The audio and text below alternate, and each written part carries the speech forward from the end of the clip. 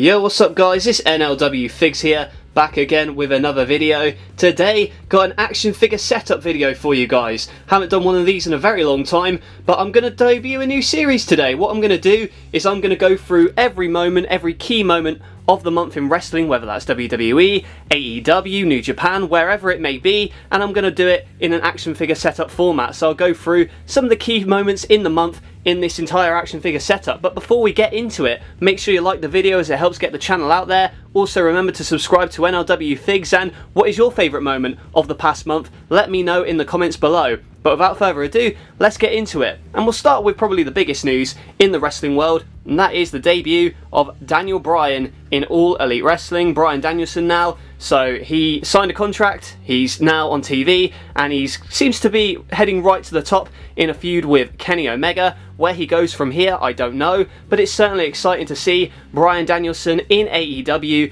You know, he had that cracking match against Omega, 30-minute draw in New York. One of the best TV matches ever, and you know, I'm just really looking forward to seeing what he's got in store for AEW. He had a great match against Nick Jackson on Rampage last Friday as well, so really excited to see what he does from here. I don't see him challenging for the title too soon because, you know, they've got that ranking system, but I'm very happy to see Bryan Danielson really enjoying himself in AEW. And over on the other side, we've got NXT and NXT 2.0. Now, my thoughts on NXT 2.0, you know, I'm not that into it personally. I think that there's potential there. I think if it wasn't replacing the old NXT, I'd be a little bit easier on it. However, I think because it is replacing the old NXT, it's under a lot more scrutiny, and it's understandable. You know, they bring in a lot of unknown names, get rid of a lot of the key members who made NXT what it was. But one person who did make NXT what it was and was rewarded for it was Tommaso Ciampa, who won the NXT Championship. So it's good to see Ciampa get his baby back.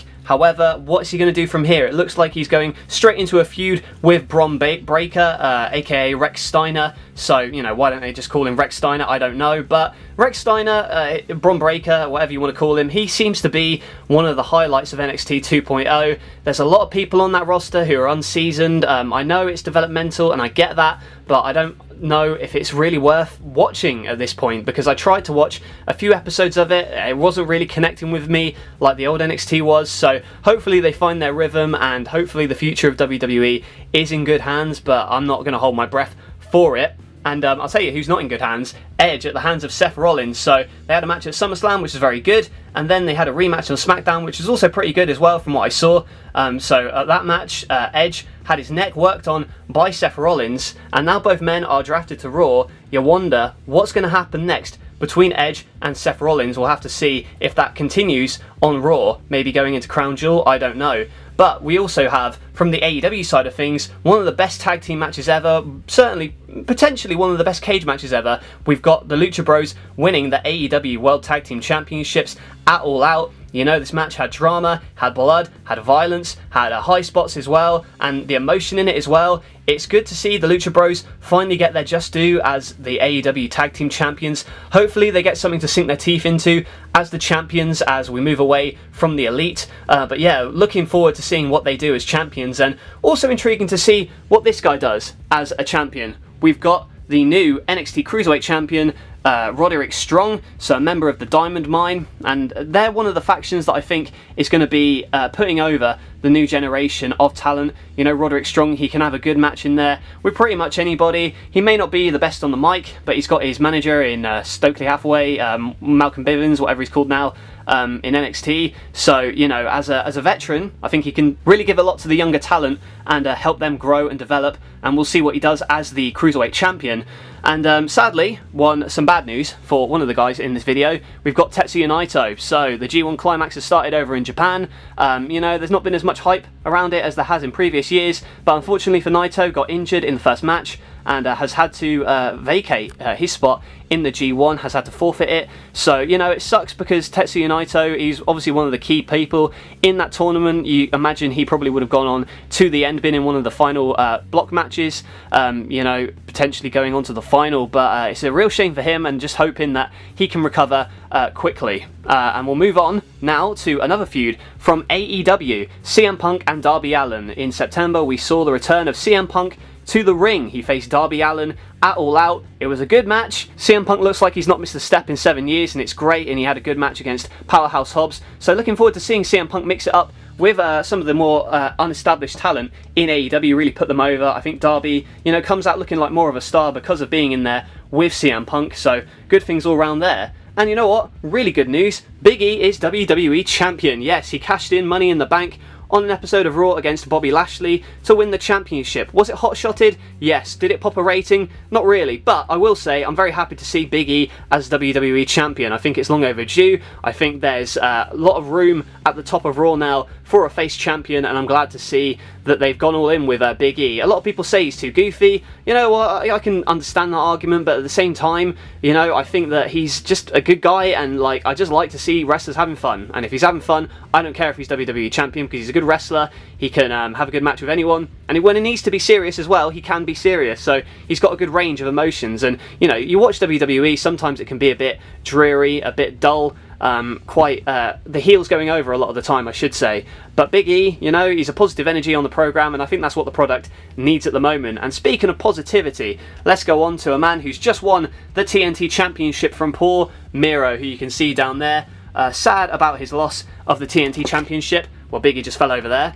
And Cardona's going, but we'll go to that in a moment. We've got Sammy Guevara, the new TNT champion, long overdue, and now he's facing Bobby Fish Wednesday on Dynamite, so that's going to be an exciting contest. And before he falls over anymore, we've got Jon Moxley delivering the paradigm shift to Matt Cardona to win the GCW title in a surprise shock of events at the start of the month. Just before All Out, Moxley became the GCW champion, beat Cardona. Cardona, one of the most hated heels in wrestling at the moment, and it's pretty cool to see.